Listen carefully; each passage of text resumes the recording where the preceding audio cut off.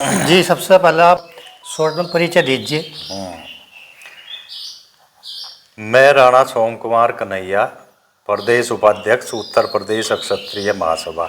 जो रामजी लाल है, माफ़ी बिल्कुल भी मांगने से इनकार कर रहा है, तो आप क्या कहेंगे इस बारे में जी? देखो, ये जो सुमन, वैसे तो वो किसी उससे रामजी लाल सुमन नाम भी उसका जो है किसी ने गलत ही रख दिया। जैसे उनके काम है तो ऐसे उनके नाम नहीं होना चाहिए।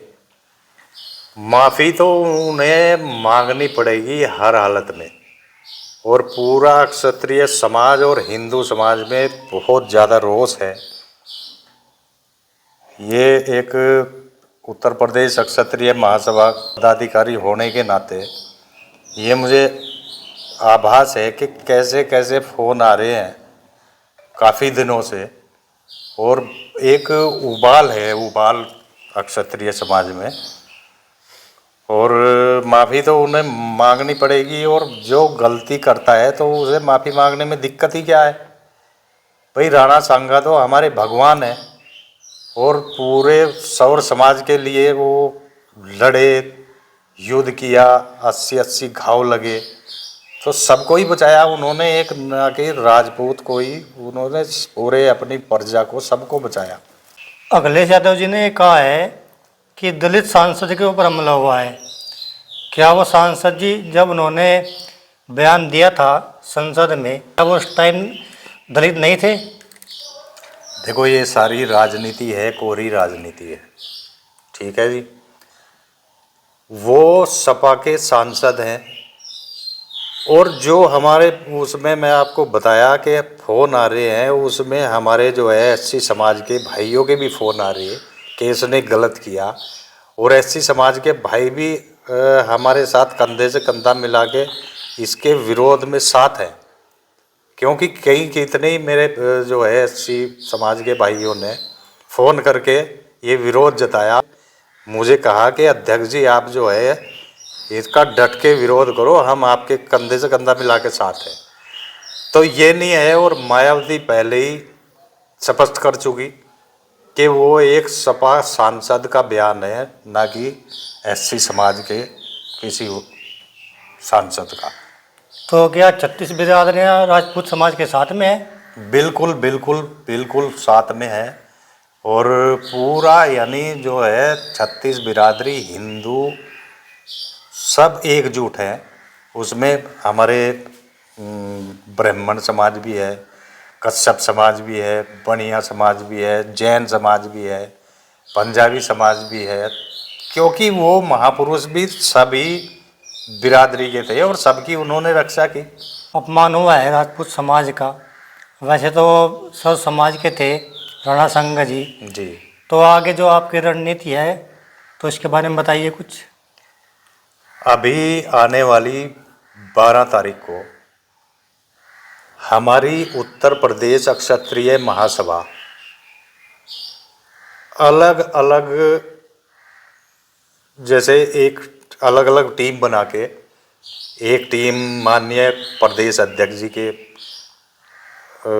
उसमें चलेगी, एक टीम मेरे उसमें सौजन्य से चलेगी, एक टीम जो है प्रवक्ता जी के, उसे अलग अलग टीमें बना के आगरा कूच करेंगे, और अलग अलग रणनीति बना के वहाँ पहुँचेंगे। विरोध प्रदर्शन शांतिपूर्वक ढंग से करेंगे उसमें, क्योंकि हम जो है प्रशासन या किसी के लिए कोई दिक्कत नहीं बनना चाहते, और प्रशासन भी हमें जो है ये उम्मीद है कि हमारा प्रशासन भी साथ देगा। और अलग अलग टीमें बना के, और पूरा क्षत्रिय समाज ये विधानसभा बैठ को मिला के पूरे सहारनपुर डिस्ट्रिक्ट से अलग अलग, क्योंकि हमारी अलग अलग जगह मीटिंग हुई है इसी उसमें, पिछले 4-5 दिनों से मीटिंग अलग अलग क्षेत्र में हुई, और सभी आगरा पहुंचने का काम करेंगे। कुछ जो असामाजिक तत्व हैं उनके द्वारा बार बार ये वक्तव्य दिया जा रहा है, सुनने में आ रहा है हमारे, कि तुम 12 तारीख को आ जाओ, हम तुम्हें देख लेंगे। तो आप क्या कहेंगे उनको? देखो, ये हमारा शांतिपूर्ण विरोध प्रदर्शन है, मगर कोई अगर कुछ भी गड़बड़ करेगा तो हम भी एक क्षत्रिय हैं, उसका चैलेंज हम स्वीकार करके उसे उसी की भाषा में जवाब देने का भी काम करेंगे। ऐसा नहीं है कि भाई हम जो है कोई हमारे पे कुछ आक्षेप लगाएगा या फिर कुछ गलत करेगा या फिर जो भी उसकी क्रिया होगी तो उसकी प्रतिक्रिया हम जरूर देंगे और हम हर चैलेंज के लिए तैयार हैं। शेर सिंह राणा जी का जो बार बार वक्तव्य है, उन्होंने ये बात काफ़ी जगह अपनी कही है कि जो राजपूत समाज है वो अपनी पार्टी अपना झंडा बनाए, नहीं तो ये जो अन्य पार्टियां हैं ये इसी तरह इन राजपूतों का शोषण करती रहेंगी। तो इस बात में कहाँ तक सच्चाई है? अपनी पार्टी अपना झंडा राजपूत समाज के लिए।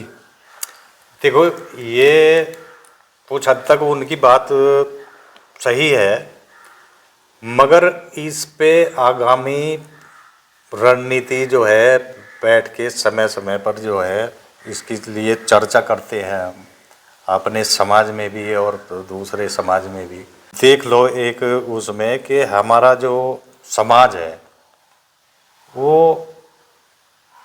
जितनी पार्टियों से जुड़ा हुआ और जितनी उससे मतलब वोट देने का और दिलवाने का काम किया, उस हिसाब से हमारे समाज को वो इज्जत नहीं मिली है जो इज्जत हमें मिलनी चाहिए थी।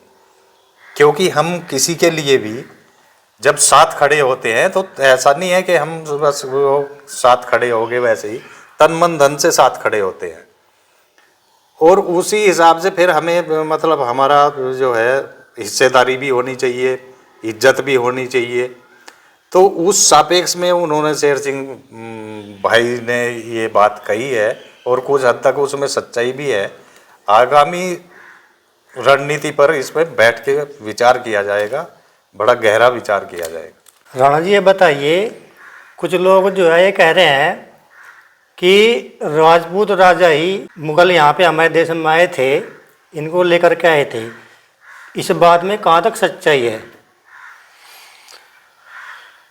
देखिए वीरेंद्र भाई, इस प्रकार का आक्षेप राजपूत समाज पर लगाना, राजपूत राजाओं पर लगाना गलत है।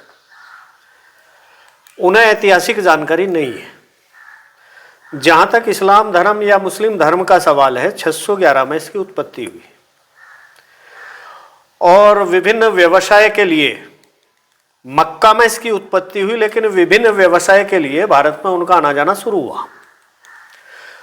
और जो बंदरगाह थे, बंदरगाह के आसपास उन्होंने अपनी बस्तियां बसा ली थी 626 में ही। तो ये कहना कि कोई राजपूत राजा मुस्लिमों को यहां लेकर के आया, ऐसा कहना अनुचित है। वो बस्तियां बस गई। उन्होंने सिंध, चूंकि उस समय संयुक्त भारत था, सिंध पर आक्रमण किया था और उसमें जो है वो मृत्यु को प्राप्त हुए थे, उनके वो मारे गए थे उसमें। और उसके बाद 712 में मोहम्मद बिन कासिम वो आया, यहाँ लूट के इधर से आया, क्योंकि जो प्राचीन भारत था इसे सोने की चिड़िया कहा जाता था, क्योंकि यहाँ आर्थिक दृष्टि से, सामाजिक और प्रत्येक दृष्टि से, राजनीतिक दृष्टि से बहुत ही सबल था प्राचीन भारत, इसे सोने की चिड़िया कहा जाता था। तो ये लोग लुटेरे बन गए यहाँ आए, चाहे वो मोहम्मद बिन कासिम हो और चाहे वो बाबर हो या अन्य कोई भी मुगल हो, पठान हो, वो सब लूट के इरादे से यहाँ आए। अब जैसे मोहम्मद बिन कासिम 712 में आया और उसने सिंध पर हमला किया और वहाँ के महाराजा दाहिर को उसने हराया और वहाँ कब्जा किया। उसके बाद में फिर वो इधर आया तो इधर लूट का प्रयास किया। तो ये लुटेरे बनकर के यहाँ आए, कोई राजपूत राजा लेकर के आया ऐसा कहना अनुचित है। बल्कि जो राजपूत राजा थे, विभिन्न रियासतें उस समय थी, अलग अलग सबके राज्य थे, उन्होंने तो उनसे टक्कर लेने का कार्य किया, धर्म संस्कृति राष्ट्र को बचाने का कार्य किया। उन्होंने यहाँ का जनमानस जो 36 बिरादरी में उनसे किस प्रकार से बचे, स्वयं आज्ञा आकर के उनसे लड़ाई लड़ी और विभिन्न उदाहरण हैं, चाहे वो पृथ्वीराज चौहान रहे हों, चाहे वो महाराणा प्रताप रहे हों, चाहे महाराणा सांगा रहे हों। एक बहुत लंबा इतिहास है राजपूत राजाओं का जो उनसे लड़ते रहे। और जो लोग ये कहते हैं कि राजपूत राजा उन्हें लेकर के आए, वो अपना इतिहास बतावें, वो उस समय कहां थे, कौन से बिल में छिपे हुए थे, ये बताए तो सही। और राजपूत राजाओं ने तो हमेशा धर्म संस्कृति राष्ट्र की लड़ाई लड़ी। और राजपूतों के बारे में तो कहा जाए, एक बार फिर से मैं आपको बताऊं कि 12 साल कुकर जीवे, 14 साल सियार, 18 साल अक्षत्रिय जीवे, ज्यादा जीना धिक्कार। उसका कारण यही था कि बचपन में ही उनके हाथ में तलवार पकड़ा दी जाती।